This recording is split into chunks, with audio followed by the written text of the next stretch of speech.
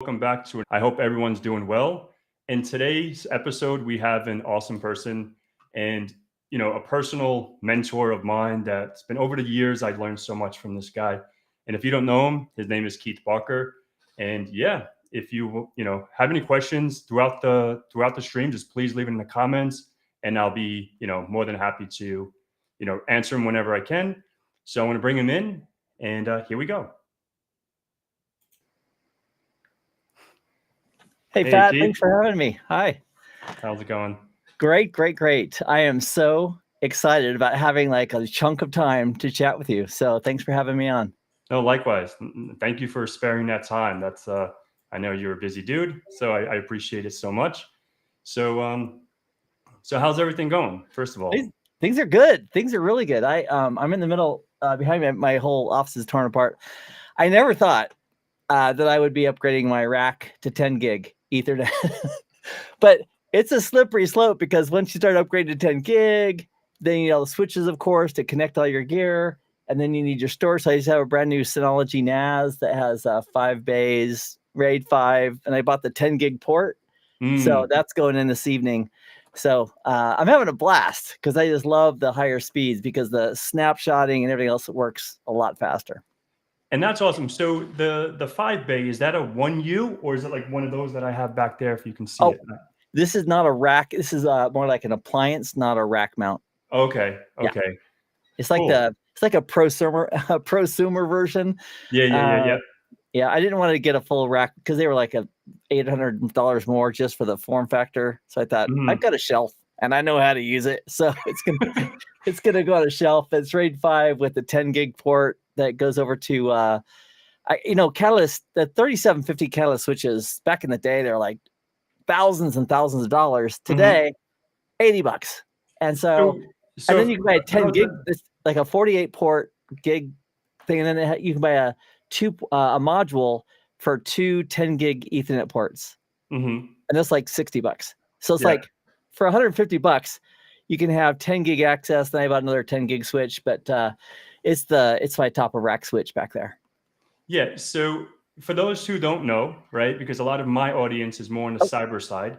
Sorry. And he was talking about a Catalyst switch. So what is a Catalyst switch for those that don't know? Or if you have one handy, that would be. I probably have one really close. I've got a lot in the rack. Anyway, so a layer. Catalyst is a brand from Cisco Systems for their switching. So there's a common layer 2 switch. Think of like a layer 2 switch, like a hub. You just plug a bunch of devices into it. They're all on the same network. And a multi-layer switch is a fancy way of saying a bigger box that has the same RJ45 connectors, but it can do routing and switching with these logical routed interfaces that kind of hover in the VLAN. So long story short, Catalyst is a brand name from Cisco Systems, and layer 2 switching is really just layer 2 switching. It depends on how fast you're going to do it. Yep. So I want to harp on something, in the cyber world, right? So like switching. So now we have a VLAN, right? So now if we have a VPT and we want to do VLAN hopping, right? This VLAN hopping attack. Okay, so let's pause real quick to make sure we're all on the same sheet of music. Is that okay? So a VLAN, if we have a big switch with like 200 ports, a VLAN is a logical room. If the entire switch is like the building, a VLAN would be a set of ports that are like a room or a conference room within that switch. Is that right? Yeah, okay. Exactly. Okay, and now we're talking about customers connecting or devices connecting to those ports in one of the VLANs, right? Yep. Okay, I'm with you. I just want to make sure we're on the same sheet of music because you mentioned VTP, and I thought, where are we going with this? So keep going. Yeah. So now like we're on VLAN 10, right? Okay. That's the data VLAN, and now we have VLAN 20. That's the servers, right? Okay. So maybe like VLAN 10 is maybe the PCs, right? So like customers, end users, stuff like that. Exactly. And now you have servers, but now as an attacker, right, where we plug in, hopefully you have like, what is it called? Sticky Mac or port security. Port security. Yep. So I haven't done that in a minute. So correct me if I'm wrong. So I don't do routing, switching as much as I used to. But now, how would I go from my VLAN 10? So what would have to be misconfigured on that? Yeah. Oh, music to my ears, Pat. Music Yeah. to my ears. So let's imagine that we have this is going to be VLAN 10. This will be VLAN 20. Fair enough? Mm-hmm. So these represent the two VLANs. So you have customers connected to VLAN 10. And then on top of the VLAN, which is the layer 2 broadcast domain, we're using a common IP addressing space. So in VLAN 10, maybe we're using the IP addressing space at layer 3 of 10.10.0 with the 24-bit mask. And VLAN 20, we're using, say, 2020 just for grins with the 24-bit mask. So if you have customers on users in VLAN 10 and servers in VLAN 20, if somebody wants to, get past that, unfortunately, one of the defaults on a switch port, especially a Catalyst, well, at least for a Catalyst series switch, is that DTP, Dynamic Trunk Protocol, is enabled. And that means if a hacker, or anybody for that matter, plugs in, they could negotiate a trunk on that port. So the end user basically says, okay, I'm talking about somebody with some skills. They connect, they click a couple buttons on their computer, or their Linux, they use CLI, and it's basically they can logically live on either VLAN 10 or VLAN 20 because the trunk is like a connection that's supporting all the VLANs. So on the hacker machine, or the pen tester machine, or whatever you want to call it, we could set up two logical layer 3 interfaces, one on the 1010 network, one on the 1020, and then we're using what's called 802.1q tags as we send the traffic back and forth. So effectively, we're tricking the switch into believing that we're a trunk and a logical trunk, and unfortunately, we can now get on VLAN 10 or 20. Now that's the easiest way to do it, and it works like a champ. However, if it's locked down, there's also an option for something called double tagging, where you can take advantage of a feature. Tagging. You can take advantage of what the native VLAN is, and then send traffic in and tag it, so you can trick the system. But the easiest, most common mistake is that people might leave a switch and leave trunking enabled on the switch. So on the Catalyst switch, there's two ways of disabling that. Well, three. One, shut down the port. Ta-da! Number two, you could go ahead and simply tell it to do switch port no negotiate, which says basically turn off DTP. Or if you hard code it as an access port, so you don't just leave the default, you say switch port mode access, that also turns it off. So that's the first step that should be taken on every switch port, is to disable negotiation of trunking. And then all the unused ports is another common mistake. Shut them down and also put them in an unused VLAN. So if they get turned on by default. 999. I always used to use 999. Perfect. And that way, if I mean, it's shocking how many RJ45 jacks are around that you could plug into, right? And get DHCP services, everything else. Like, what? Yeah. Well, thanks for the warm welcome. I'm glad I'm here. So if it's in a lobby or a kiosk or a public area, especially, that's really risky. So did I answer your question? Because it sounds like you talked about switching for a long time. No, and that was really awesome. And I guess we can transition, because tonight we're going to be talking about like networking stuff, right? And how to study for certifications. If it's Network Plus, CCNA, VCP, whatever you want to study, it doesn't matter what you're studying. It's the methodologies that you study. So let's harp on this topic for a bit, right? We're talking about VLANs, we're talking about trunking, etc. So how can someone learn about these topics? Like, what certifications can I do, or something like that? Because you're talking about, maybe people are like, oh, that sounds really interesting, but I have no idea where to start. Right? Good question. So I like certifications for a couple reasons. I mean, they're not the end all everything, but certifications have their place, because let's imagine we want to start learning something. There's so many things, right? I mean, there's just so many things we could possibly study, even just within the world of IP networking. So when I see a certification, for me, what I think is, okay, wow, this is great, because it's taking the whole world of all these things and it's narrowing the focus down to a subset. So with that subset, I can then say, okay, great, I'm going to look at this blueprint for the exam and the topics there. And then for studying, I would set up a schedule, make a habit. So habits, gosh darn, every time I see you, Pat, like at Cisco Live, whenever, or whenever you're down here for like DEF CON and such, you're fit. You're a fit, amazing human. And I'm thinking, how, like, I want to look more like Pat. I do. I really would. And I think, why am I not looking more like Pat? And the answer is, lack of habits of every day, 3 times a week hitting the weights and 2 times a week doing cardio. And so it's just habits. So I think as far as studying, we take the blueprint and set up a schedule, make a habit of a small habit to begin with of continuing studying. And then I have a juggler friend who told me yesterday, he goes, yeah, when he teaches juggling. He's amazing. He's a world-class juggler. He said when he teaches juggling, people have to, work every day at it or every time they practice. And every time they practice, what they're really doing is they're reinforcing what they learned yesterday or the previous time. And that's so true with networking because we may learn about something like a VXLAN or Geneva tunnels or 802.1q trunking, blah, blah, blah. But it's easy to forget, right? After a while. So if we're studying something and then we're studying something again, a lot of that's going to reinforce what we did earlier. It's built upon that. And so I use the certification as a mechanism to narrow my focus and learn it to learn it. That's the part that I would do differently. I started doing my networking back in the late 80s when 10 megabit Ethernet was a dream. Nobody even had it yet. We were doing token ring, and then Ethernet came out over coax, and then there was a hub, and then a switch. Oh my gosh, a layer 2 switch, and it evolved from there. But in the early days, I really, if I was going to do it again, I would learn it to know it. Like, I really want to understand how this works. And so I would lab it up. So today there's so much simulation and emulation out there. You can lab up pretty much anything in networking. So a habit of studying, hands-on lab to get practice, even if it's a virtualized or emulated environment. And that's going to reinforce it because even today, like I'm working on some really cool shizzle right now. And, I thought going in, it's NSX from VMware. And I thought, I can do this in my sleep.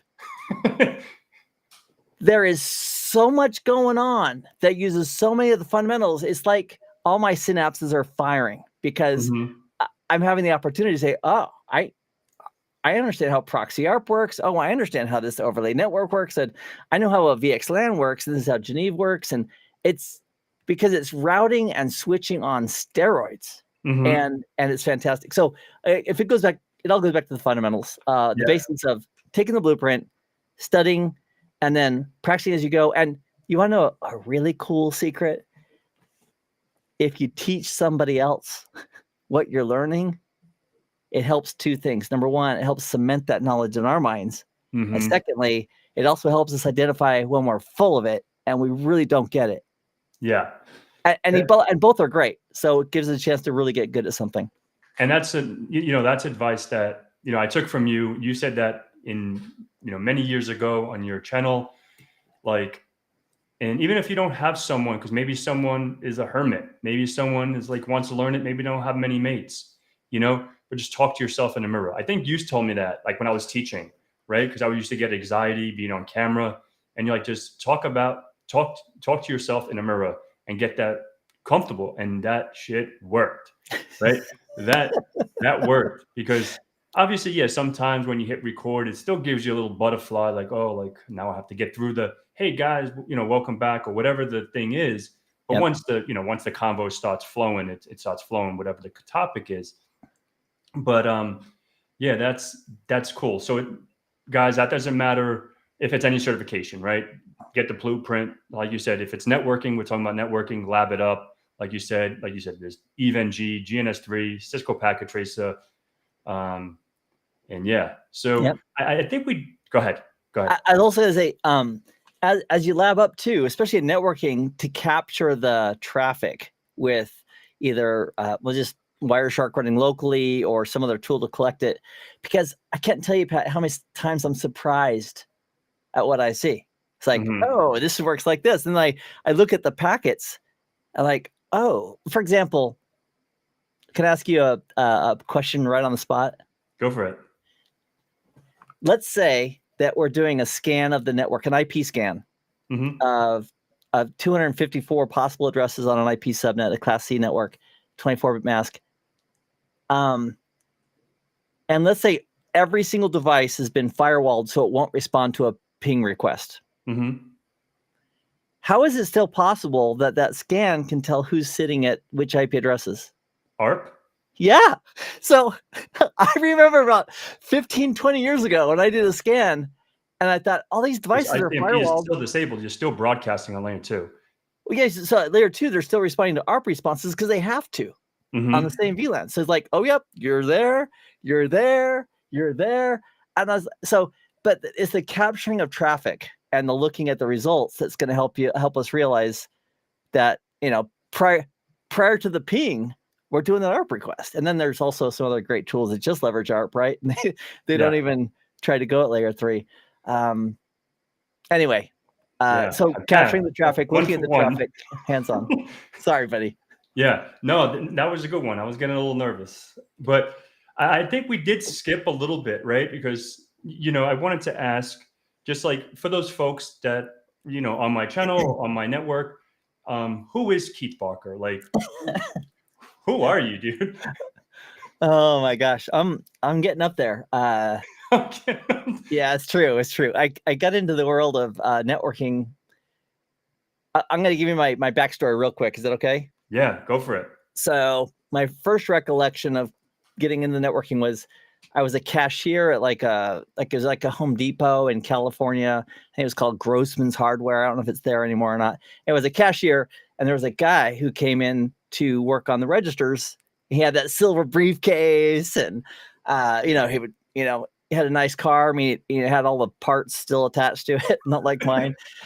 And I thought, I'm not sure what that guy does, but I bet I could do it if I just had the training. So on the TVs at the hardware store, there was ads that came on from time to time. One was for Control Data Institute, get a future in computers and electronics. And so I went down to El Segundo, California. I got a $5,000 loan. This was like in 1986 or 7. $5,000 was a lot. I didn't have it. I got a loan, went to school, and that's where I started learning the basics and fundamentals of stuff I've never used, like how to read the resistor color codes. Thanks, but no thanks. This is back in the 80s. Late to mid 80s. So that's why I got in. So I got that training. I was a 1-year course, and about 8 months in, they pulled me out and said, hey, we got a big company that wants to interview people, and they'd like to interview you. We're recommending you. I said, I'm not done with school yet. That's how stupid I was. So it's like, school is just a mechanism to help get the thing going. And so they pulled me out at 8 months, took the interview, got the job, and never looked back. So as far as getting a new job, one of the techniques that I used, which was told to me by my trainers at the school, was show some interest in some initiatives. So I was in this interview with this company called EDS, Electronic Data Systems. It was created by Ross Perot a long time ago, and I think they've been bought by HP Systems after that. But anyway, in this interview, I said to Anita, that was the person interviewing me, I said, what can I do right now before the next interview or before I start for your company so I can hit the ground running? And she said, well, they have this new thing called a laser printer. Right. Back in the day, in the 80s, they were new. And so she said, if you want, here's a manual, big manual. You can study this manual and you can get ramped up on it. So I took that and I started studying it. And then when I came back for the next interview, she said, tell me, what do you know about laser printers? And so because I had studied it, I said, well, there's the fuser assembly, there's the corona wire, there's the charge, the particle stick, and they get repelled, And she was impressed that I took the initiative. And then she said, I have a laser printer. Would you like to take it home with you and do a preventive maintenance on it based on the manual? And I did. And I came back then. With the unfortunate thing is there were some extra screws, Pat, that didn't quite all get back in. It still worked. And I didn't tell her because, I was new. It's like first time opening up anything really electronic. And so I felt like I didn't, anyways, got the job and that was it. And then I had my, until CBT Nuggets, which is where I currently am parked, I didn't have a job, Pat, that lasted more than 2 years because I would keep getting snatched up by other companies. And that part of that is because of what my dad told me a long time ago. And that is, Keith, do more than you're paid for. So I always try to study to get better at whatever it is that the company has me do. On the side, I'm always studying or trying to study something to get better and better and better. And as a result, people ask me all the time, how do I make more money? And you want to know the answer I give them? It's It's be more valuable. Yeah. It's like, be more valuable. And then if the company you're at can't support that, somebody else will if you're improving your skills. That's my backstory in the world of IT, which I'm an unlikely candidate. While I was going to school, I worked at a little bank, and this bank had an IBM PC back in the day, back in the late 80s, with a floppy disk and 5.25-inch floppy, no hard drive. And so I used that to, kind of train myself on the disk operating system as opposed to a DOS today. Mm-hmm.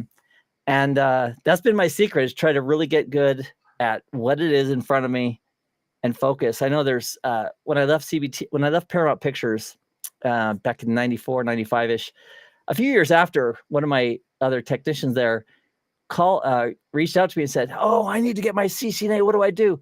I thought to myself, you just start, right? You start, you get the blueprint, you start working and start studying. Because people say, well, how did you become a double CCIE, or et cetera, et cetera? And the answer is one day at a time. And it's just progress over time. So, yeah. So, and going to that, like, yeah, you have double CCIE, you have, some other certs. So because IT is broad, right? Development, there's programming, there's networking, security, blah, blah, DevOps, and all these other cloud. Why did you choose networking? Well, that's where I was at.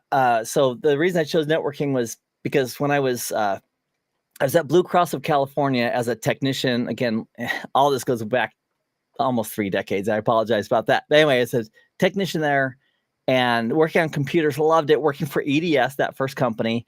And there was a guy who worked on the networks. Networks were a brand new thing, like with coax cable. Novell was the thing of the day.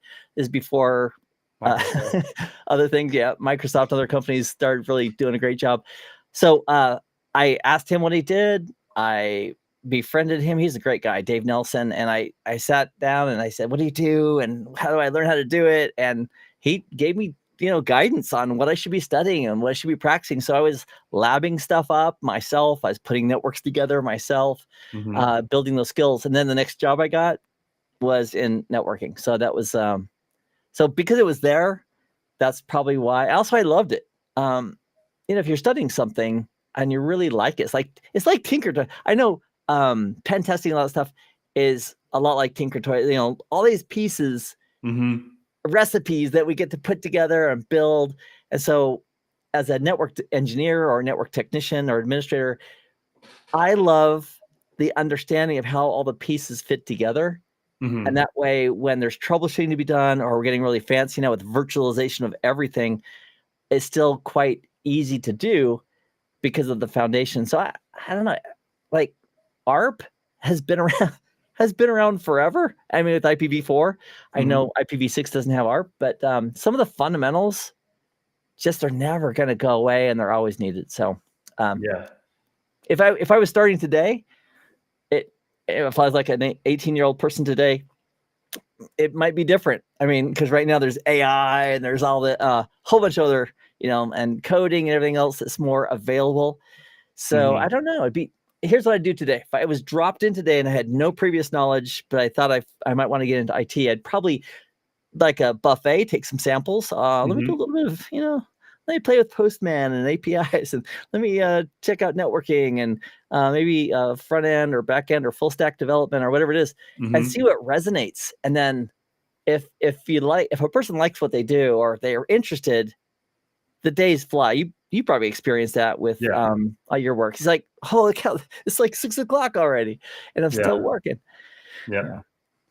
Yeah, that's awesome. So the next, I have a little questionnaire. So so now you worked as a network engineer, you worked as, double CCIE, you have all your, you did all your certs, then you transitioned into training, right? Teaching. Yep. So why did you transition, and when did that transition happen? Okay, great. Well, thanks for the question. I don't even think I know that. So when I was at Paramount Pictures as a manager there back in the 90s, I went to some conferences on, becoming a better manager and improving personal skills and those kind of things. And I remember going to one, and the trainer's name was Darby Checketts. I guess I could Google him if I want to look it up if he's still alive. Anyway, he did such a compelling presentation and workshop on, I think it was a project management or something.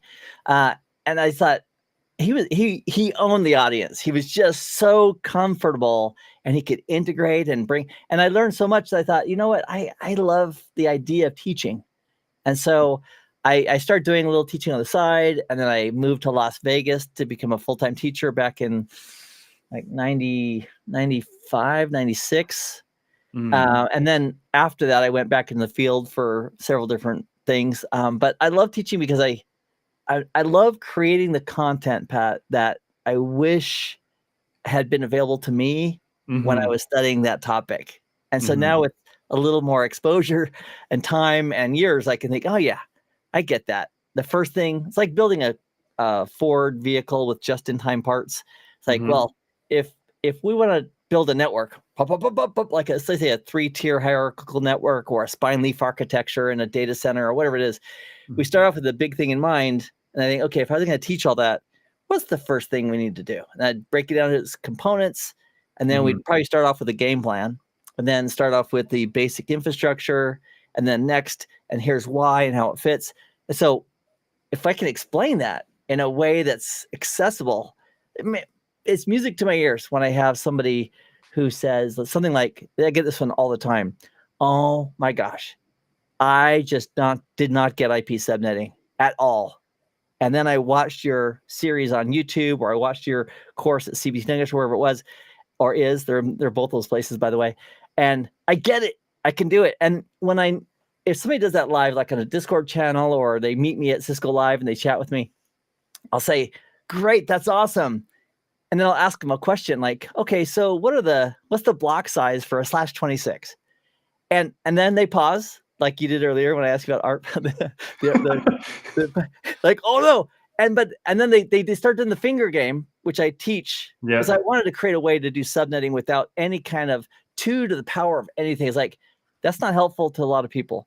So using the finger game, they would then tell me, I said, oh my gosh, high five, you crushed it. Because not only did they learn subnetting, but here on the spot, I asked them a question about it and they can do it. It's like, that's changing people's lives. Exactly. And just a niche, a little bit.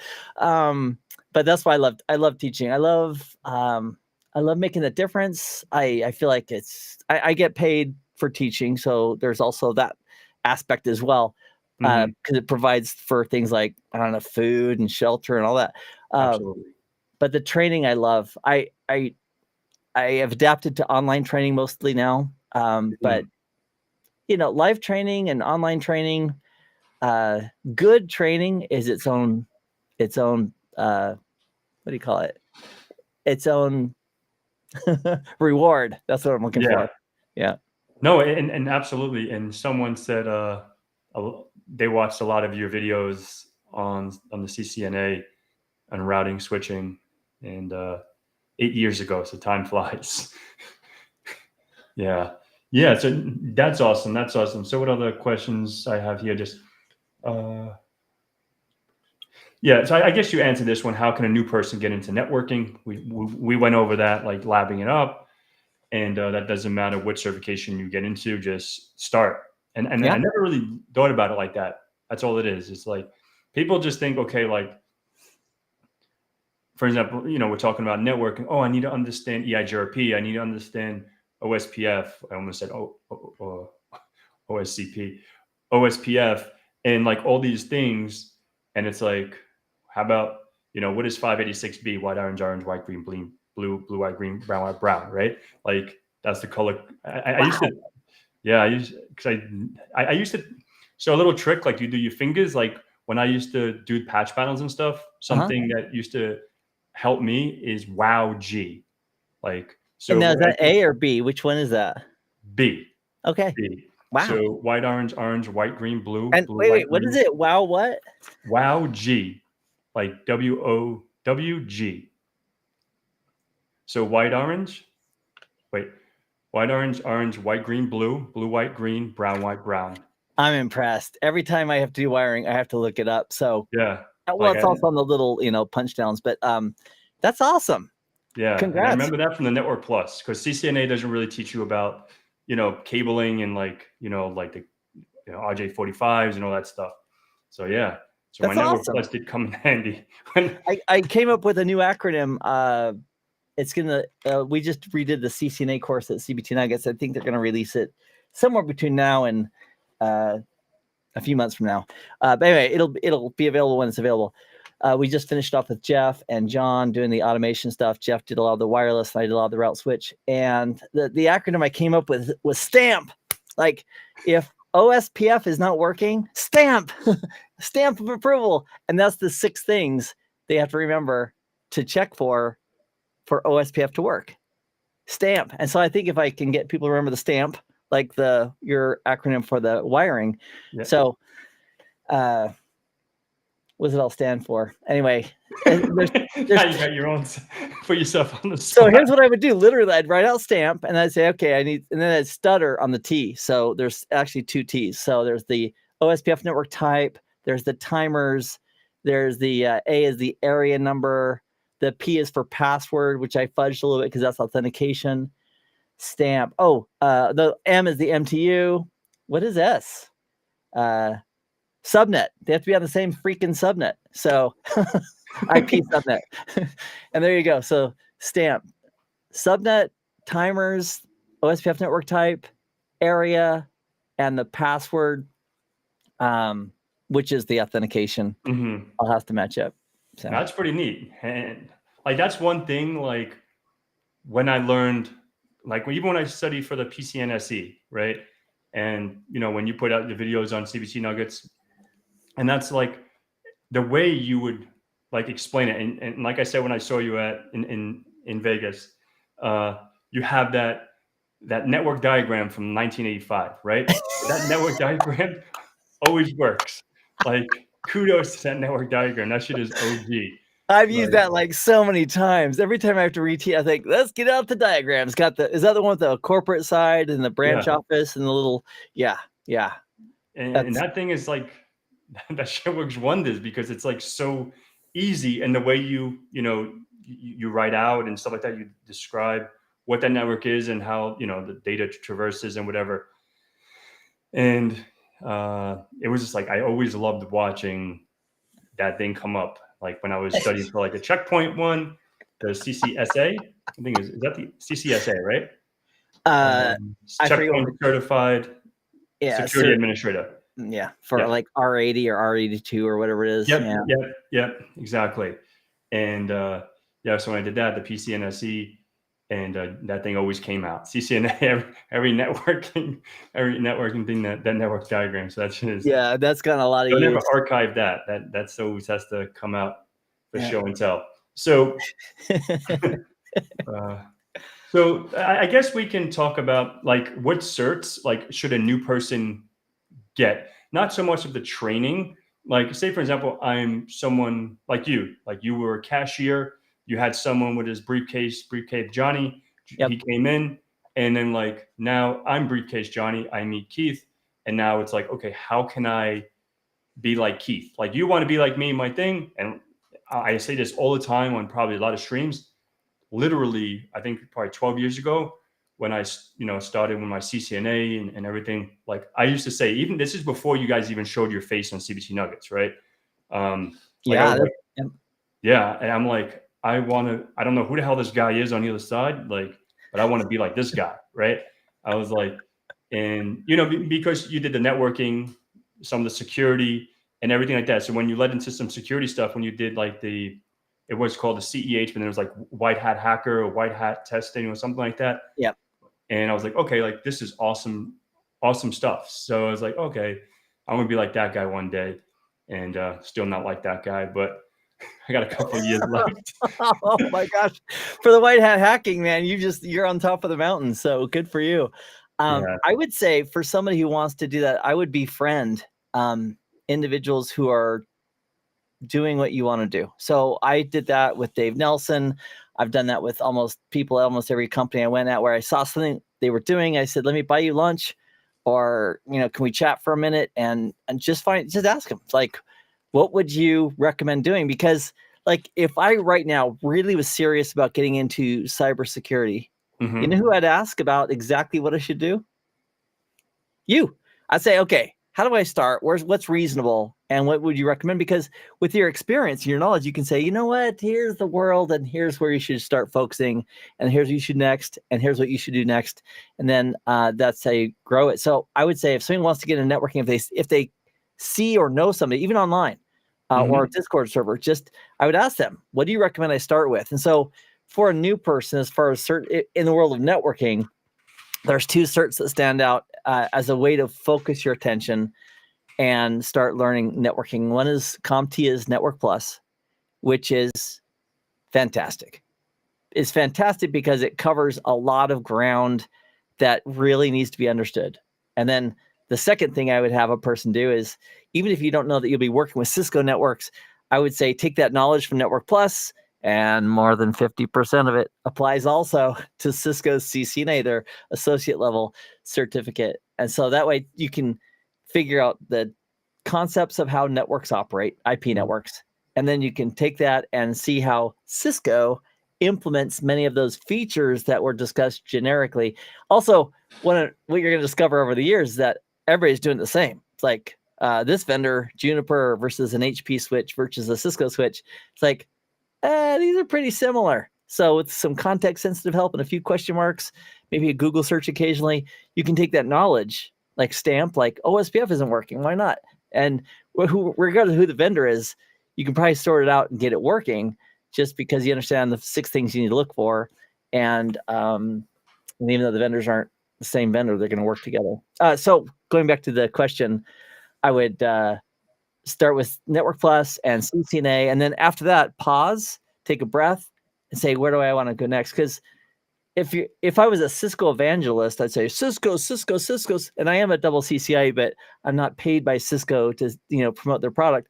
But maybe a Cisco direction isn't for the professional level. The next level up isn't where you need to go. Maybe it's with who do you have? What Ubiquity? Is that what you have in your own? Yeah, Yep. or other vendors who are making some great stuff. Maybe it's Florida Gate. Yeah, Florida Gate. exactly. Palo Alto. Yeah. And I guess that's more like like you were saying, the unified, what is it? Unified firewalls. What do they call Unified Threat Management, UTM. Yeah. Next generation firewalls. Yeah, next gen firewalls. So like, what? I don't want to put you on a spot, but like, what is your? I don't want to say favorite, but like, what do you enjoy? Like, what next gen firewall you think is the most secure in an organization, right? Like, what would you implement if you were consulting with someone saying, okay, like this is what I think is best because X, Y, Z, whatever. That's a great question, and it depends a little. It depends a lot. So on a few factors, here's some things I would ask them. I'd look at the enterprise, how big it is, right? Is it a small, medium business, or is it like thousands of nodes across multiple sites? Because that's going to have some play into it. Every vendor, Checkpoint, Palo Alto, Cisco, and their firepower offerings, and Fortinet, and their security offerings, they all claim they can do a great job, right? Of application layer inspection, they call it SSL proxy, which is basically getting in the middle of your TLS sessions so that you can actually start analyzing at the application layer what's really going on, right? So if I was going to try to prevent a network from an attacker, an educated attacker, I'd want to have policies. On the firewall, I'd want to make sure I could identify categories of websites and types of websites and protocols that would prevent somebody from tunneling, right? So they can't try to form a tunnel. And then on top of that, after I have my allowed applications, I would then set up inspection just to make sure that nothing inside of what maybe looked like HTTPS is actually something else. So can every firewall do that? Most of them can. So a couple big questions. One is regarding support. If a company really wanted super great support for their firewalls and so forth from the vendor, not every vendor has the same level of support. No, that I know. Some vendors are bigger and they just have massive amount of resources. And so if you pay the money, that you can get that type of support. So it depends on if that's important or not. So I'd say my top 4 firewalls, next generation firewalls, would be in no particular order: Cisco's Firepower, the FortiGate solution, the Palo Alto solution, which I really love, but it's pricey. It costs twice as much as it would for like a FortiGate solution. And if they're both configured correctly, they're both going to do a fantastic job at what these next generation firewalls can do. If either one of them are configured incorrectly, like we're not doing SSL inspection, we're not doing the proxy out, we're not setting up our application filters, we're not doing URL filtering for things like Tor sites and everything else that might harm us, anyone that's misconfigured is going to be a problem. Checkpoint, I haven't seen I did a course on Checkpoint, but I haven't touched it in about 2 or 3 years. But the key is they're very, very similar. And so as far as what I would implement, I can tell you which one's the easiest to implement. How about that one? All right. If I had a small, medium-sized business and they needed switching and routing and firewall services and also Wi-Fi that tied into that whole security mesh, there's only one option out there for like a cohesive, aggressive, solid front that can do all that. And do you know which one that is? Is it the one I have in my house? Oh, I'm sorry. Out of the 4 that I mentioned, sorry. I didn't mention Ubiquity. I apologize. I'm not an Ubiquity expert, so I can't speak to that. Yours is probably amazing, though. Yeah, it's pretty decent. You know, like I like that I can just, like you said, like put it on the one thing. So I think it's isn't it FortiGate? FortiGate. Yeah. So the company is Fortinet, and then everything in their products, it starts with 40. So they have the FortiGate, which acts as a controller, which is amazing because now I sound like I'm a commercial for Fortinet, but their support is not as good as something like a Cisco or a Palo Alto. You know, their price is about half as much as some of the other players, so that's attractive. But the integration is so tight. So you take this FortiGate so their firewall product is called FortiGate, and does all the bells and whistles the next generation firewall will do. And then you can connect it with Ethernet ports, but they call it a FortiLink. It's basically multiple Ethernet connections that go down to your switch, and then you can manage your whole switch stack, and then you can implement all your security right there. It's like you can just say, I want to permit or deny, and it just treats everything like these logical networks. And then also you can plug in your APs to that. So from one pane of glass, without a lot of money, you can implement security across Wi-Fi clients, wired clients, on the switches, and have that all integrated with the next generation firewall before you allow traffic to and from those destinations. So I did a video, it was like 28 minutes, where I put on YouTube, I demonstrated how you can do the whole thing with integration in like 30 minutes from soup to dessert. And then somebody said, hey, show me that with vendor X. And I said, I wish I could, you know, I wish I could. It's going to be like 30 minutes just to get this one thing up. So anyway, I think if money was no object and like they just said, I don't really care about the cash, I would probably say Palo Alto would be my most robust solution for next-gen firewalls. They make a darn sweet, good product. And it's almost, oh my gosh, I'm going to get so much hate mail for this. It's almost a cult, though, you know? But I mean, some people people have earned their position, you know, their ranking in the world with various products. And so people who have spent like decades or, you know, almost that working with a product and getting really good with all the pieces, I can understand why they're a huge fan of that product. Fantastic. But it seems like that's mostly the case when I see people who are really into Palo Alto, and I love Palo Alto. I'm certified. I've got a couple of PA440s right behind me. I love them. A lot of times though, people are like, Palo Alto. It's like, you mention anything besides Palo Alto, there's going to be a fight, you know?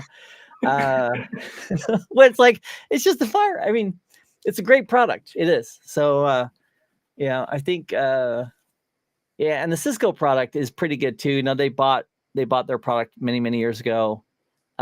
as they acquire many different companies, and it's been getting better over time and over time. So as yeah. So just what is your thought on them acquiring Splunk? Oh my gosh, what was that, like $28 billion? Yeah. Yeah. That's great. Yeah, good for them. I think they tried about a year ago and they didn't offer enough money. So they went back to the drawing board. How about Blizzard, huh? $67 billion, Microsoft? Yeah. Gaming. Who knew? Exactly. And let's see. And then we'll go to like some questions and answers. And so, all right. So if you was to get into cybersecurity, like this is my last question, and you're like, okay, I want to migrate into cyber, would you, like, there's two parts of this question, right? Which team would you join and why? And yeah, which team would you join and why? Like the blue team, the defenders, like work. And I think like that would be a lot from knowing what you do. Obviously, you know, and you understand about the defense, like putting those countermeasures in place and putting these defenses in place, or be on the adversary side, on the red team or the pen testing side. Which one would you choose and why? So one of those seems really sexy to me. The other seems like a pain. So the part that seems really like, this would be great, like, would be the red team, because you get to try to, if we understand how the network works and the operating systems work and the vulnerabilities, we're in a really good position to use tools and do them as passively as possible to compromise those systems. Where if you're on the blue team, it's like, it's like, what are you going to use? You want to use a stick to be hit, or you want to protect yourself against the stick? I'd like to use the stick if I'm being paid in an ethical manner, right? To do it with authorization, get out of jail free cards, all the rest.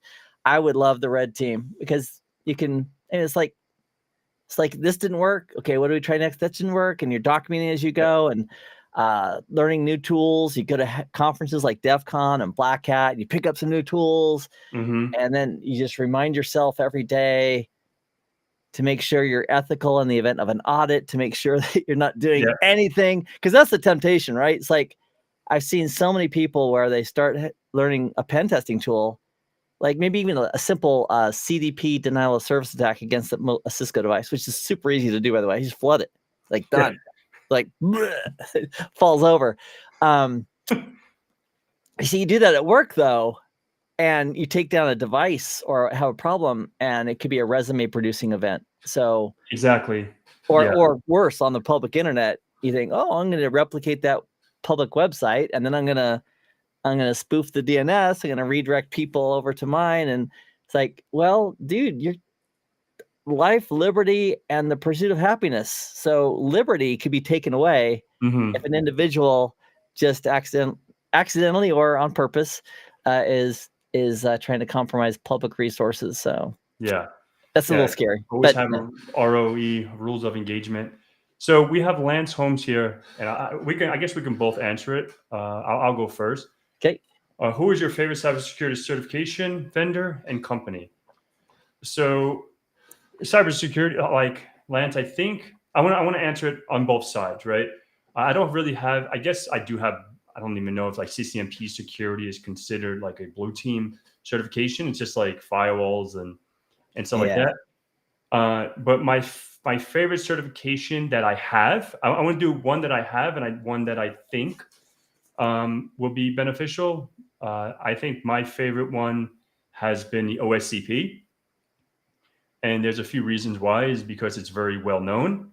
If you have the money and the funds, because it can be very expensive for their labs and the exam. But if I was starting from scratch and I was getting into red teaming, I would rather go for the PMPT from TCM Security. It's, $300, and you get his training for, I don't even know, $30. And he teaches you from, the external perimeter to the internal to blah, blah, blah, and even how to write the report. So I think you get a good bang for your buck for the PMPT. And then there's others too, right? Like OSEP, which is the experienced pen tester from InfoSec. And So I'm writing those down, Pat, because I mean, whenever I have somebody who really knows, I like to get that feedback so that if I ever want to start, because if somebody had asked me that question, like which is the best, I'd say I don't know, because it's not my forte at the moment. So thank you for that. That's awesome. Yeah, and yeah, so PMPT from TCM Security, OffSec's OSCP, and yeah, so those are the ones. And yeah, thanks, Lance. So let's see. I'm curious to see. All right, so I'm gonna put this up here from Owned.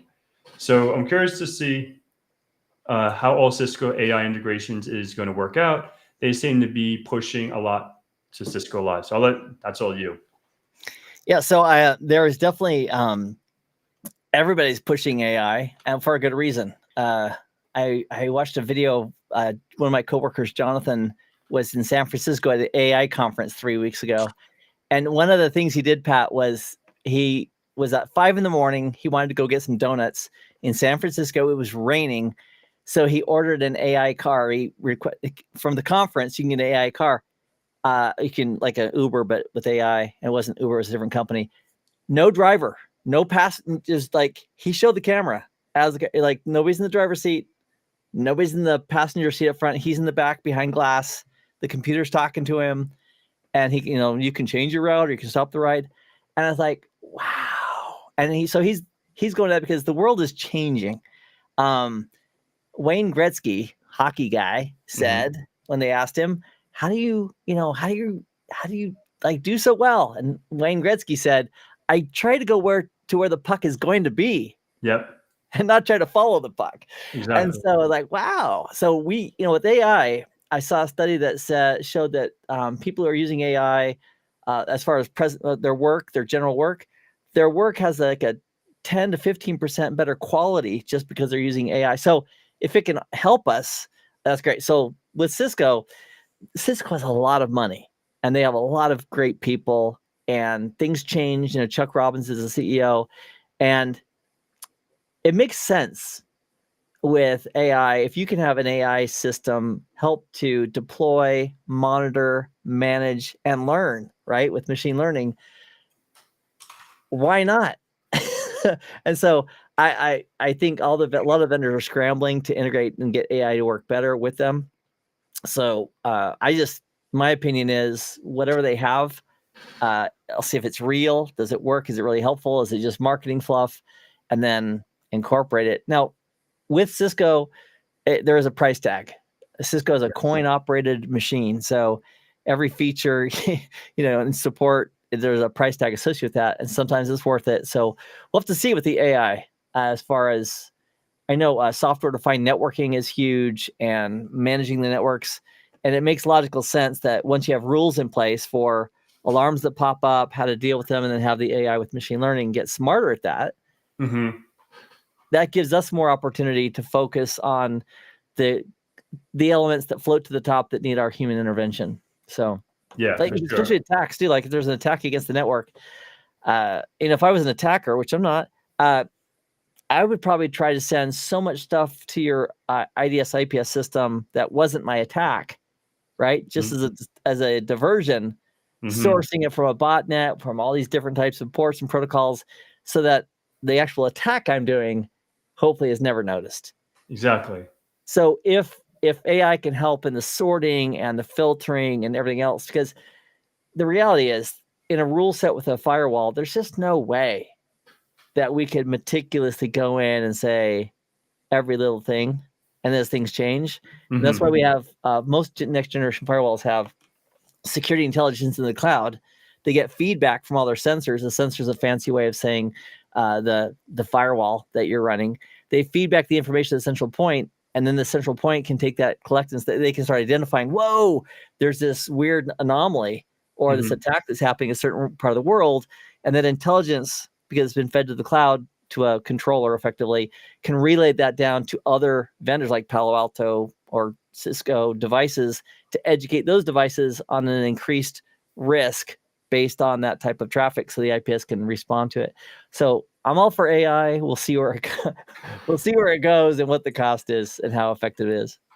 Cool. Yeah. So I guess like I just put this question down, and you did help me when I became a little trainer at Next Gen T. So like I took a lot of your advice, like I said, speaking to the glass and talking to the mirror and blah blah blah. Like, so say for example, if someone wanted to become a trainer, what would be your recommendations on how to become a trainer and yeah, how can Joe Blow become a trainer? Great. I'd say if you enjoy it, that's a good thing. Or if maybe we don't know if we enjoy it. So if we're just starting out, we want to become a trainer. YouTube is pretty much can be free. And so I would start off by creating some content for YouTube. And for me, it was never I have like almost, I don't know, 150. 200,000? Not yet. I think I'm like maybe 170, 180. But I never started that with the intention of building this giant channel. It's just, I wanted to share my training. And so I just started making content. And so in fact, I'm just helping a friend who's starting a new channel. And we're talking about what's the secret of, getting a channel up and running. And the secret is preparing yourself to on a regular schedule, release a whole bunch of really terrible videos. Not because you wanted them to be terrible, just because initially they're going to be terrible. And so, or they could be. And so then you just take feedbacks like, okay, these are out there.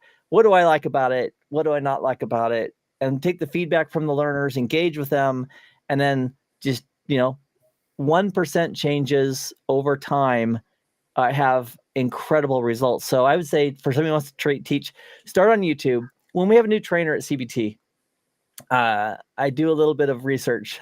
So they often invite me near the end to do the final interview with other people for a new trainer. And I'm not going to ask them anything really hard. I've never done that on purpose, right? I'll ask them like somebody who claims they're a data center person. I might, this is one real example. And if you're out there, I'm sorry. I was like, how does ARP work in a VXLAN overlay spine leaf environment work? Because he worked, they were data center. So that's a softball if you've ever worked with it. And he couldn't explain it. It's like, well, how does it know where the ARP needs to go and how does it get responded to? And so he couldn't explain it. And then I thought to myself, either he doesn't know it or he just doesn't have the chops or the ability to articulate it back to me. So as far as becoming a trainer, I would say start on YouTube, start making content, make content you're proud of. Like, for example, Pat, if you and I felt passionate about, hey, there's this thing there's a need out there and we create some content on it and we're happy with it because we know it meets the need, mission accomplished. If we do it for the likes or we do it because we want to grow the channel just for the sake of having the popularity, those aren't going to be as good of motivators when push comes to shove than creating content that will help people if they'll watch it. And then sometimes we can just do a live stream like this where we can like let Keith rant for an hour or whatever, which I'm grateful for. But so as far as becoming a trainer, I would say start making content. And I personally love training. It's in my soul ever since I saw Darby Checketts at that presentation back in the 90s. I thought I would love to do this someday. And I also still like to do consulting and I like to do hands-on practice with most of the technologies just to keep like when you asked me about DTP and port security and all, the reason that's so top of mind is because I just refinished teaching all that stuff for CCNA. But ask me that question in a year from now and it won't be quite as top of mind. So yeah, and that's what I think. I was actually explaining that to, who was I talking to? I was talking to a friend talking about like an AD attack, and I'm like, okay, like Active Directory, yeah, exactly. So like, say for example, if we compromise your L2 v2 hash, right now, what is a way? How do I know if Keith has any other access to any other nodes on that network?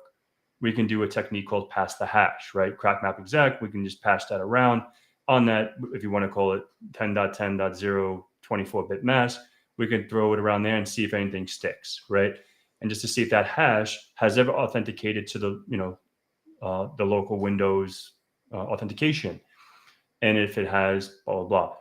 And so for me, Pat, that's amazing because I can't do any of that.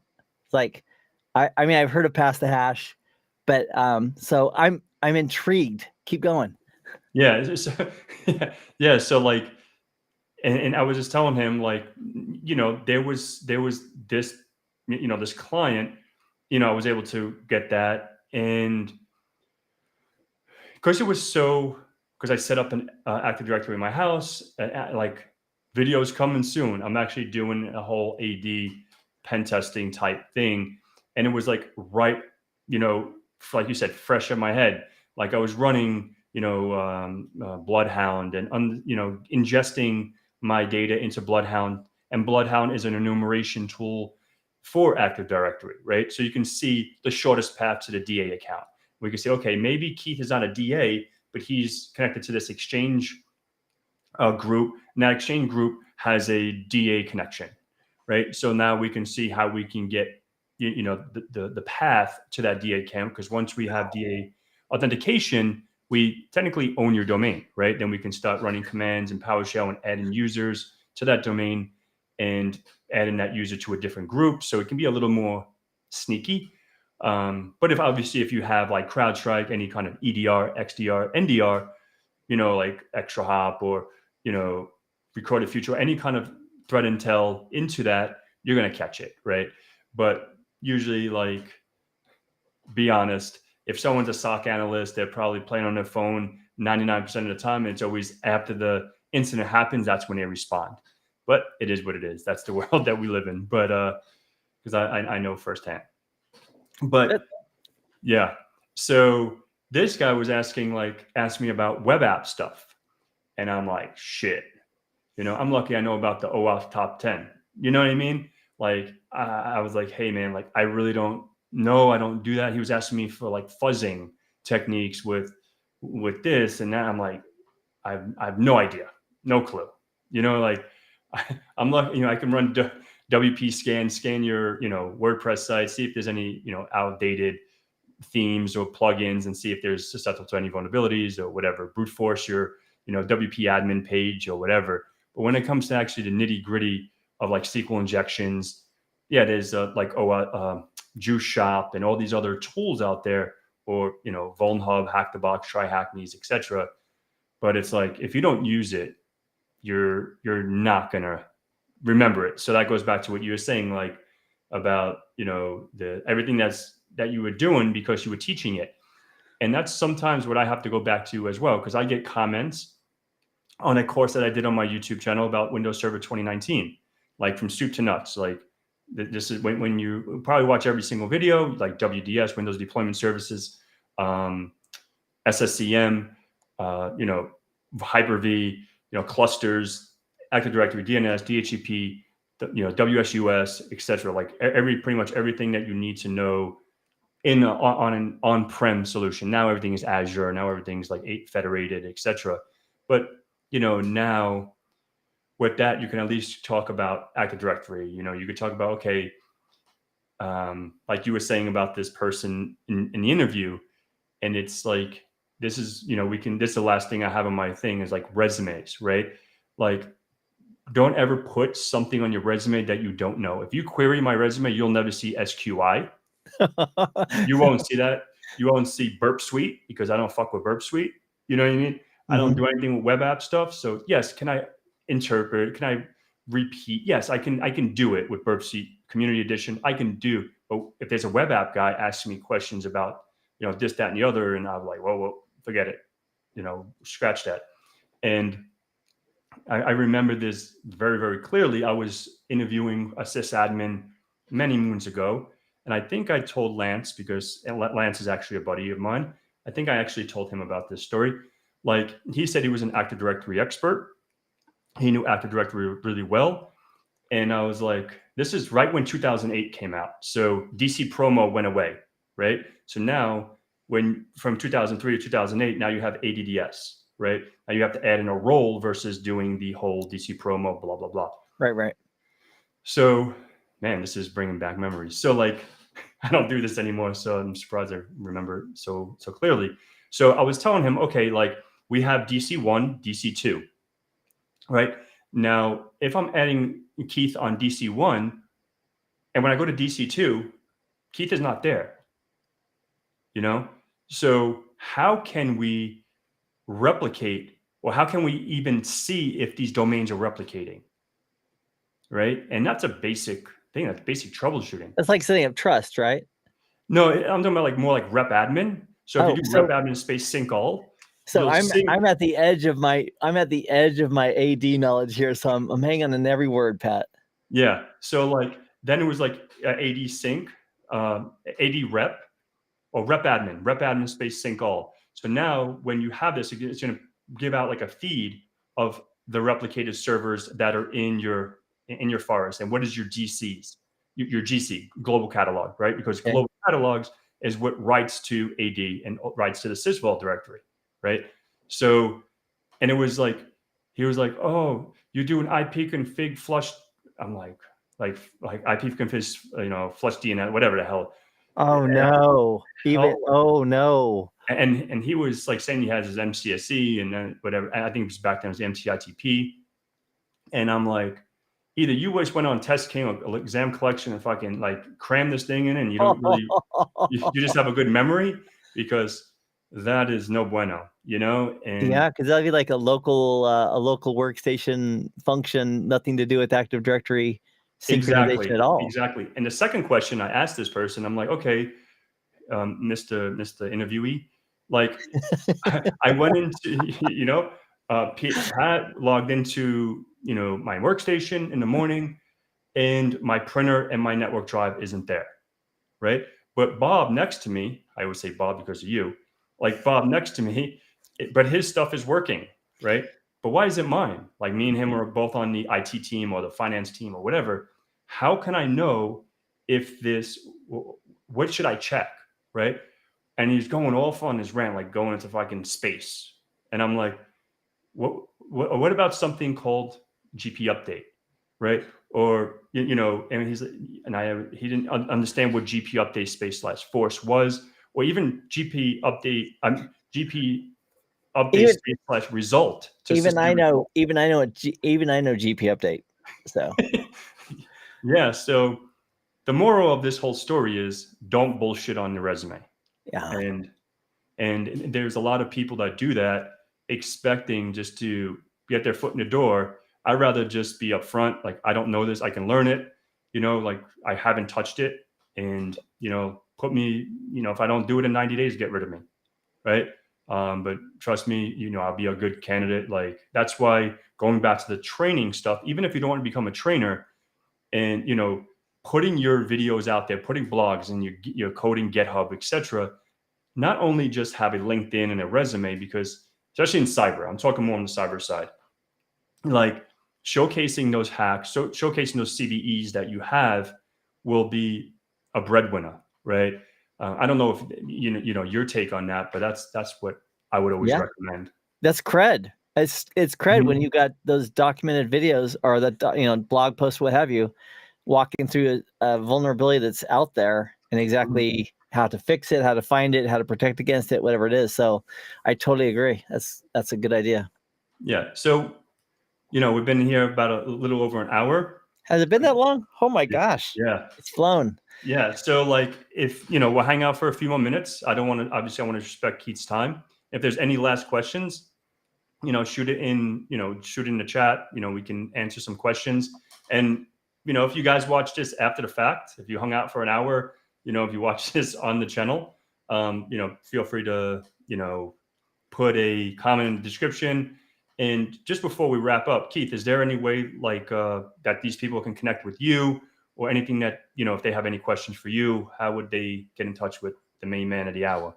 Thank you. I have a Discord server, but it's been it's primarily for like CCNA study, and also I think there's maybe 10,000 people there, but I don't check it as often as I would like to. So probably the best way to reach me is just through one of my videos, leave a comment. I do go through a couple times a month to find them and stuff. They are look through them. So if you leave a comment on one of my videos or a question, that'd probably be a great way to do it. Cool. Sounds good. And like I said, like, we're about an hour and 10 in. There's no other questions. Thank you so much, Keith. And until next time, have an awesome day, and I'll talk to you guys soon.